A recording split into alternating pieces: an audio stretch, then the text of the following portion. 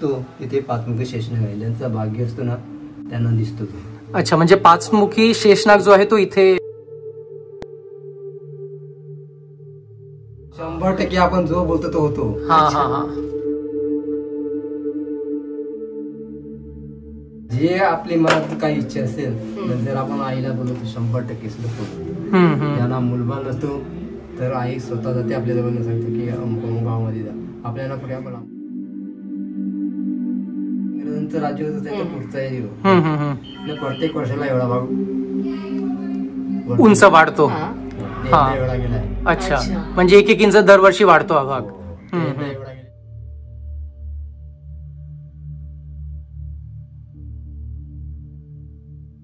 आता तुम्ही खालून पायरीवरून आले असतील ना तर तुम्ही खाली जर बघितले असते ते जे पांढरे शुगर दगड असते ते आईचं घर आहे.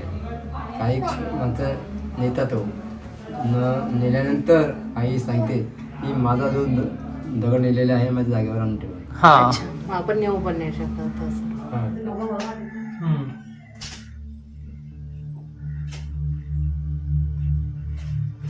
नमस्कार मित्रांनो, पुन्हा आपलं स्वागत आहे आपल्याच YouTube चॅनलवर. तर मित्रांनो, आज आपण आलो आहोत एडवण येथे सफाळेमध्ये देवी आशापुराचं दर्शन करायला. तर खूप चांगला परिसर आहे, तुम्ही पाहू शकता. म्हणजे जवळजवळ हे एक आयलँड सारखं आहे. आम्ही 7:20ची ट्रेन पकडलेली बोरिवलीवरनं डहाणूसाठी. बोरिवली स्टार्ट होती ही ट्रेन आणि आम्ही सफाळेला उतरलोय. सफाळेवरनं आम्ही ऑटो करून इथे आलेलो आहोत. मी तुम्हाला सर्व डिटेल्स इथे सांगणार आहे की ऑटोवाला किती घेईल, हे किती लांब आहे आणि कसं जायचं. व्हिडिओला लाईक करा, चॅनलला सबस्क्राईब करा आणि पुढे पाहत राहा. तर मित्रांनो, आपण आलो आहोत आता एडवणला आशापुरा मातेचं दर्शन करायला. चला मग.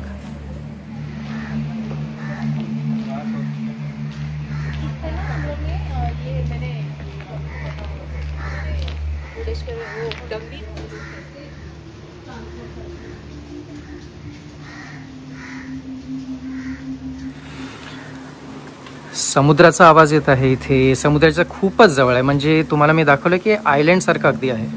आणि आपण चढून जात आहोत देवीच्या दर्शनासाठी.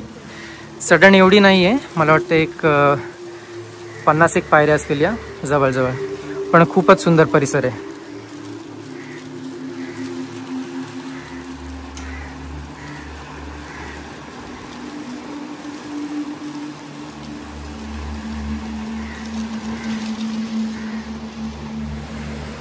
येथे देवी एका गुहेत आहे आणि आपण गुहेच्या तोंडाशी पोचलेलो आहोत. आणि आपण चला पाहूया या गुहेमध्ये जाऊन आणि देवीचे दर्शन घेऊया.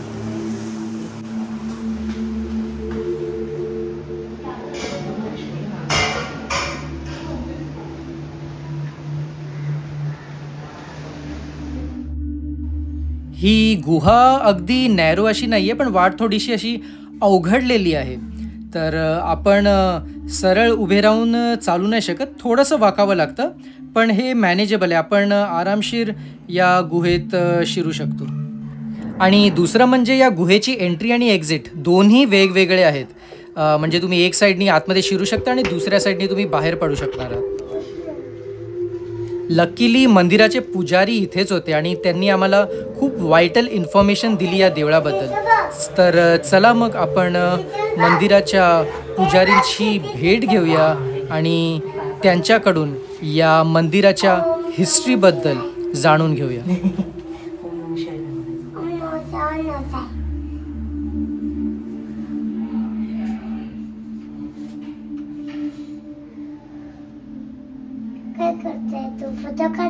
हे कुठले देव आहेत जे आहेत ते समोर जे आहेत ते? पहिल्यांदा ही एकवीर आहे. हा. नंतर ते कोपऱ्यामध्ये आहे ते ढालूची महालक्ष्मी आहे. हा. मध्ये आहे ते आशापुरी आहे आणि ते उभे आहे ना ती सुद्धा आशापुरी आहे. त्यांची स्थापना केली आहे 23/2/87 मध्ये. अच्छा. ती राजस्थानवरून मूर्ती आलेली आहे. ती राजस्थानवरून मूर्ती आली आणि ती जीवदानी माता आहे. आणि जो एकदम मध्ये दिसतो तिथे पाचमुखी शेषनाग आहे. ज्यांचा भाग्य असतो ना त्यांना दिसतो तो. अच्छा, म्हणजे शेषनाग जो आहे तो इथे येतो देव. अच्छा, तो दिसतो, ज्यांचं भाग्य असतो ना त्यांना दिसतो. अच्छा, आहे का? हो. कुठे आहे ते? ही लाईट दिसते बघा मध्ये एकदम, ओके हा ती लाईट दिसते ना, तिथे तुम्ही जीवदानी नमस्कार करायला गेले ना हा का तुम्हाला मागे जर बघाल तर असा आकार आहे त्याचा. अच्छा तर तिथून तो या मंदिरातून त्या मंदिराकडे जातो. अच्छा, इथून म्हणजे जीवदानी जातो. वर दुसरं मंदिर आहे हा आईचं. हा हा तर त्या मंदिराकडे सुद्धा जातो. अच्छा. काही काळात तिथे सुद्धा दर्शन भेटतो. हा हा हा तर पहिल्यांदा म्हणजे आईचं म्हणजे काही कोणाला दृष्टांत माहित नव्हतं. ते म्हणजे एका धनगरापासून माहित पडलं. हा म्हणजे काय पण इथलं म्हणजे काय गोष्ट आहे? पहिल्यांदा म्हणजे आईने जे दृष्टांत दिलं ना, तर एक गोवारी म्हणून म्हणजे धनगर म्हणून गाई चारायला येत होता आणि प्रत्येक दिवशी तो गाई चारायचा. त्याचं म्हणजे आईची एक त्याच्यात गाय सुद्धा होती. तो असं करता करता म्हणजे एके दिवशी त्याला विचार पडला की आपण गाई आणतो त्याच्यात एक गाय कमी का असतो, कारण ती आईची गाय इथून गाय व्हायची आणि ते दुसरी घेऊन जायची. आणि त्याच्यात ते तो मापायचा ना की अमुक अमुक आहे, तर ती दिसायचीच नाही त्याला. हा म्हणजे एक गाय कमी व्हायची. हा ती आईची होती ना, हा हा हा म्हणजे ती गाय व्हायची. तर त्याला म्हणजे एक आला नंतर तो बोला की ही जातो तरी कुठे. तर तो एका तिच्या मागे गेला. तिच्या मागे तिचा गोठा सुद्धा आहे, अजून पण तिचा गोठा आहे. अच्छा हा. तर त्याला मग आईने सांगितलं, दृष्टांत दिला की मी तुला धन देतो, पण इथे तू होतं तिथं ते उघडू नको, घरी गेल्यानंतर उघड. पण त्याच्यावर काय शंका आली तर त्याने ते उघडून बघितलं, त्याच्यात काही कोळसे होते. त्याने कोळसे आपण काय करणार, आपल्यासारखे नाही तरी आपण ही वस्तू काय नेणार आपण. तर त्याने इथे फेकून दिल्या. आता तुम्ही खालून पायरीवरून आले असतील ना, तर तुम्ही खाली जर बघितले असते ते जे पांढरे शुभ्र दगड असते ना, ते आईचं दगड आहे. काही माणसं नेतात हो, नेल्यानंतर आई सांगते की माझा जो दगड नेलेला आहे माझ्या जागेवर आणून ठेवा. आपण नेऊ पण नाही शकत. कारण तसं आहे तो म्हणजे नेतात, काही काही आणून ठेवल्यात. म्हणजे आपण कारण बरेच लांबून येतात, तर आपल्याला काही माहित नसतं हे दगड आहेत तर आपण हे करू किंवा त्याच्या काही काढू लक्ष्मी असं आहे ते. इथे म्हणजे पहिल्यांदा ही वाट नव्हती, पायऱ्या नव्हत्या, तर इथे वाकूनच जायचं आणि वाकूनच पूजा करायची. इथे सुद्धा बसता येत नव्हतं, इथे सुद्धा आपण बसू शकतो. मग हे कधी सुधारलं देऊळ? जवळजवळ कधी सुधारलं हे देऊळ? हे देऊळ आहे 1422 ते 1234. अच्छा. म्हणजे ज्या वेळेला इंग्रजांचं राज्य होतं त्याच्या पुढचा आहे देऊळ. प्रत्येक वर्षाला एवढा भाग उंच वाढतो. एवढा गेलाय. अच्छा, म्हणजे एक इंच दरवर्षी वाढतो हा भाग. एवढा गेलेला आहे. तर पहिल्यांदा तुम्हाला सांगतो काय, इथे वाकून जायचे, वाकूनच पूजा करायची. तिथे जर आपण हे केलं तिथे सुद्धा असंच बसायचं. हे म्हणजे पहिल्यांदा पाषाण होतं. पहिल्यांदा पाषाण, आता ना कुठं लावलेलं आहे म्हणजे हे पाषाणच आहे. जे आपली मनात काही इच्छा असेल तर जर आपण आईला बोलवतो 100% सुद्धा बोलतो. ज्यांना मुलबाळ नसतो तर आई स्वतः जाते आपल्या जवळ सांगतो की अमुक अमुक गावामध्ये जा. आपल्याला कुठे आपण लांबून येतो आईच्या दर्शन किंवा लांबून तिथे राहतो, पण ऐकतो की आईचं असं काय बोलतात असं. तर आई काय केला आपल्या जवळ जातो, सांगतो की तुम्ही अमुक अमुक गावामध्ये जा. आपल्याला माहित नव्हतं, आपल्याला जरी आलो तरी स्टेशन कोणता, वाहन कोणता, स्टॉप कोणता हे माहीत नसतं. पण आई डिटेल सर्व पत्ता वगैरे सांगतो. सांगतो की आमच्या जरी स्टॉपवर आले ते विचारलं, छोट्या मुलाला 6 वर्षाच्या मुलाला जरी विचारलं तरी तो तुम्हाला सांगेल की अमुक अमुक ठिकाणी मंदिर आहे, तिथे तुम्ही जा. म्हणजे आपण आईचं सांगितले ते थोडक्यातच म्हणजे तेवढंच. कारण आई कोणाची इच्छा पूर्ण करत नाही असं नाही, ज्यांची इच्छा जी असेल ती 100% पूर्ण होते. पहिल्यांदा म्हणजे आम्ही पैसे लावायचे इथे. ज्यावेळेला मुकून नसतो ना तेवढा पैसे लावायचे, आम्ही पास होतील का नाही. म्हणजे आपण कौल लावतो तसं. इथे सुद्धा कौल लावतात. मूर्ती लावली त्याच्या आधी पाषाण होतं ना, त्याला लावायचं. ज्यावेळेला म्हणजे ते काढतात ना, संध्याकाळी काढून येतात त्यावेळेला ते पाषाण असतं. म्हणजे संध्याकाळी मुखवटा काढतात जो आहे तो. इथे कोण नसतात ना, गाडी काढून येतात. अच्छा. जर लग्न कार्य असलं ना, जर आपण आईला सांगितलं की आई आमच्या गावात पहिल्यांदा फिरायला जायची घोड्यावर. आता मी पायरीवरून आलते गेटमधून. तिथे पायरी वर घोडा आहे बघा तिचा वाहन घोडा आहे. घोडा आहे तिथे. हो वाहन. तिचा वाहन घोडा आहे. रात्री घोड्यावर बसून ती 12 वाजता जायची. जर लग्न कार्य असलं ना पण आईला जर सांगितलं आई तुमची दागिने आम्हाला घालायला आहे तर सुपर दागिने सुद्धा द्यायचे. पण जरा लोकांनी गद्दारी केली ना त्यामुळे आईने जाणं बघितलं. आता काय रस्त्याला घालून पण आता पण देवीची प्रचिती येते म्हणजे लोकांना काही अनुभव येतात. बरेच लोकांना अनुभव येतात. मला सांगतो का 100% आपण जो बोलतो तो होतो. आपल्याला आजार जरी असला जर आपण आईला सांगितलं की आमचा आजार असा आहे तर नक्कीच आपण मागे जाता असताना किंवा आपण पायऱ्या उतरत असताना किंवा आपण घरी जात असताना काहीतरी अनुभव येईल की खरोखर आईचं आहे. कारण आता एके मुलीचं तिला मणक्याचं होतं. बरेच हॉस्पिटलला फिरली पण तिला कोणत्याही डॉक्टरच्या हाताला यश नाही. तेव्हा तिला माहीत कोणीतरी सांगितलं की अमुक गावामध्ये अमुक देव आहे तिथे गेल्यावर बरं वाटतं. तर ती ज्या दिवशी रविवारी कधी यायचं नाही पण रविवारी जाम 3-3, 4-4 तास असतात एवढी गर्दी असते. तर रविवारी कधीच यायचं नाही. तर ती मुलगी इथे रविवारच्या दिवसाला आहेत ना तिथे मी बसलेलो होतो. तर मी तिला सांगितलं बाई मुलगी कशा जातो गर्दी पुष्कळ लोक बोको मारता दर्शना करता. तर काका मला असंच आहे तुला आईने इथपर्यंत आणलेली आहे बरोबर तर आता तू रिटर्न फिरू नको. तिला म्हटलं ती बरोबर आईच्या मध्येच ते गेली पण तसंच सांगायला लागली की काका नाही मला जमणार नाही कारण मला वापरतच राहिली. बरोबर.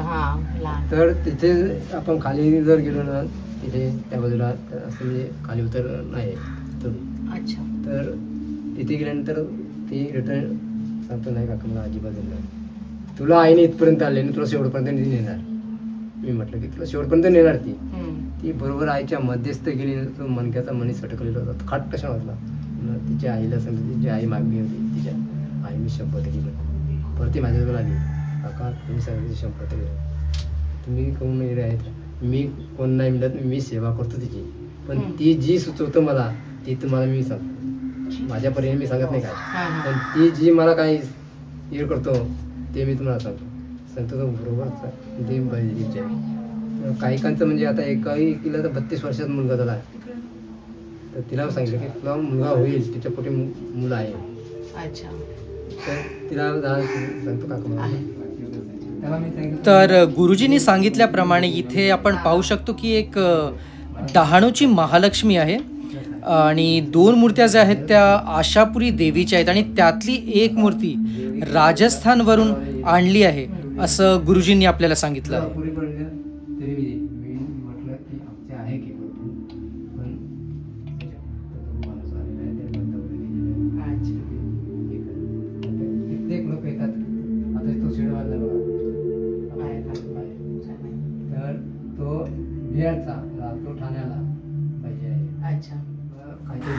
तर मित्रांनो हे ते ठिकाण आहे जिथे गुरुजींनी सांगितलं की शेषनागाचं आपल्याला दर्शन होतं आणि ही समोर जी आपल्याला दिसते ती आपल्या विरारची जीवदानी देवी आहे.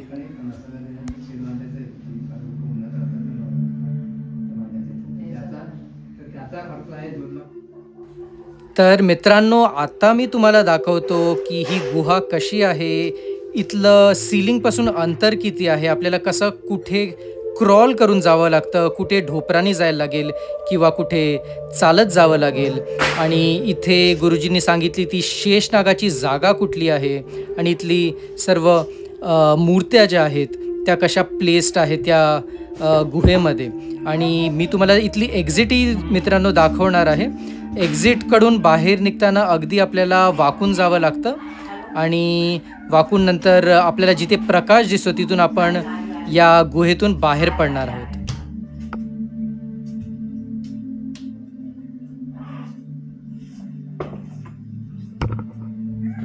गुहेतून बाहेर पडण्याची जी एक्झिटची वाट आहे तीही फार निमुळती आहे पण इथे पायऱ्या बांधल्यामुळे हे बाहेर पडणं आपल्याला थोडंसं सोयीस्कर झालं आहे. तर मित्रांनो खालच्या देवीचं दर्शन झालं गुहेतल्या देवीचं आता एक वरही देवीचं दर्शन आहे. ते जे गुरुजी आपल्याला सांगत होते की तो जो शेषनाग आहे, तो पंचमुखी शेषनाग जो आहे, 5 फणांवाला नाग आहे, तो खालून इथे वर जातो देवीच्या इथे. तर मग चला तिथे जाऊन आपण दर्शन करूया.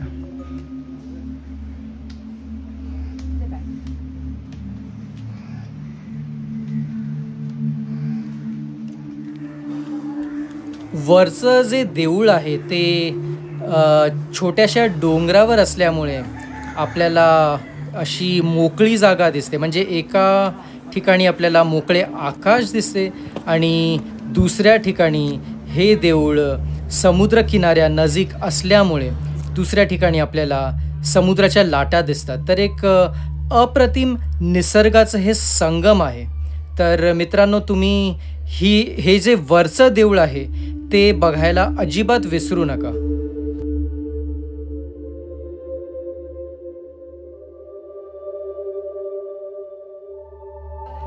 आज शनिवार आहे आणि आम्ही येथे पहाटेच आल्यामुळे आम्हाला काही जास्त अशी गर्दी मिळाली नाही. पण मी काही व्लॉग्स आणि काही रील्स बघितलेले जिथे लोक रांगेत उभी होती आणि या ठिकाणीही मी असं बघितलेलं की लोकांची फारच गर्दी होती.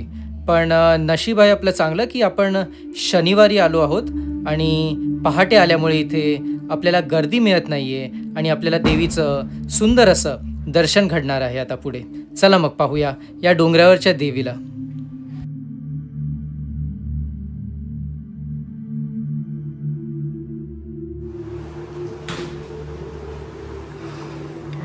इथेही दर्शनासाठी आपल्याला गुहेतून जावं लागतं. छोटीशी गुहा आहे. बघूया देवीची मूर्ती कशी दिसते.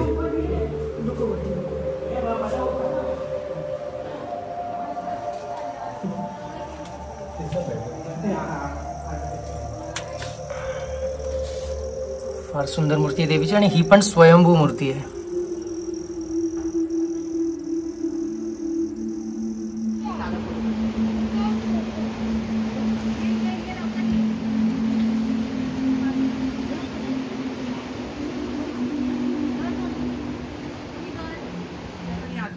तर मित्रांनो, आपलं दर्शन झालेलं आहे आणि आपण पुन्हा आता एंट्रन्सवर जाऊ देवळाच्या. आणि मी तुम्हाला डिटेल सांगणार आहे इथे कसं पोचायचं, कुठून पोचायचं आणि इथे यायला तुम्हाला ऑटो किती चार्ज करेल. तर हे सर्व डिटेल्स मी तुम्हाला आता सांगणार आहे.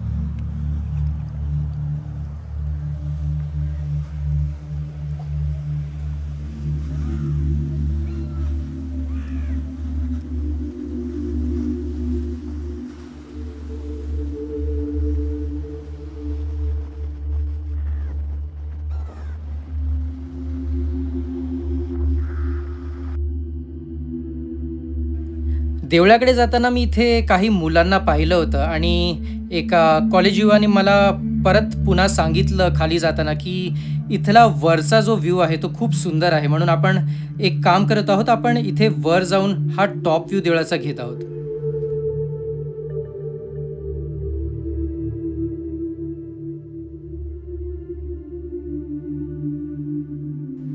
तर मित्रांनो, हा या देवळाचा टॉप व्ह्यू आहे आणि खूपच सुंदर दृश्य आहे. तर मी तर सांगेन की तुम्ही हे दृश्य मिस करू नका. आणि आपण वेळ वाया न घालवता पुन्हा खाली परतूया. आपल्याला या मुलांना डिस्टर्ब करायचं नाही आहे इथे. So let's go down. आणि आता मी तुम्हाला डिटेल्स सांगेन की इथे कसं पोचायचं ते. तर आम्ही 7:20 बोरिवली डहाणू लोकल पकडलेली, म्हणजेच बोरिवलीला स्टार्ट होणारी लोकल. आणि आम्ही सफाळेला उतरलो. सफाळेला उतरून आम्ही पश्चिमेकडे म्हणजेच वेस्ट साईडला आलो आणि तिथून एक ऑटो केली. ऑटोवाला तुम्हाला 350 रुपये चार्ज करेल. आम्ही 10 जण एकत्र असल्यामुळे आम्ही प्रायव्हेट ऑटो केली. पण तुम्ही शेअर ऑटोनी इथे येऊ शकता, पण त्यासाठी तुम्हाला थोडा वेळ थांबायला लागेल. तर ही ऑटो तुम्हाला देवळाच्या अगदी पायथ्याशी किंवा गेटशी सोडेल आणि मग तुम्ही एडवणच्या या देवीचे दर्शन घेऊ शकाल. तर मित्रांनो, आता मार्गशीर्ष महिना येत आहे आणि मार्गशीर्ष महिन्यामध्ये आशापुरी देवीचे दर्शन घेतल्याने आपल्या मनातील सर्व आशा मनोकामना पूर्ण होतात. चॅनलला सबस्क्राईब करा, व्हिडिओला लाईक करा आणि जास्तीत जास्त लोकांबरोबर शेअर करा. टाटा, बाय.